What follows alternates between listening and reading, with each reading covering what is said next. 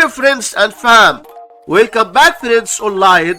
In this segment here, let's solve this subtraction problem. 96 minus 48. The ones column is on the right and the tens column is on the left. We start solving the subtraction problem by subtracting the numbers in the ones column. 6 minus 8. But I can't do it because 6 is smaller than 8. So we must borrow.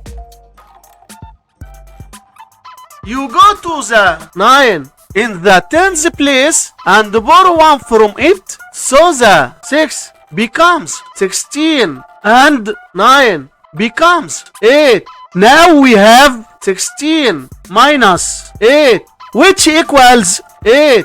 Write 8 in the ones place. Then go to the tens column. 8 minus 4 equals 4. Write 4 in the tens place. So 96 minus 48 equals 48. And this is our final answer to this problem. Thanks for watching. Join the fun by liking and subscribing.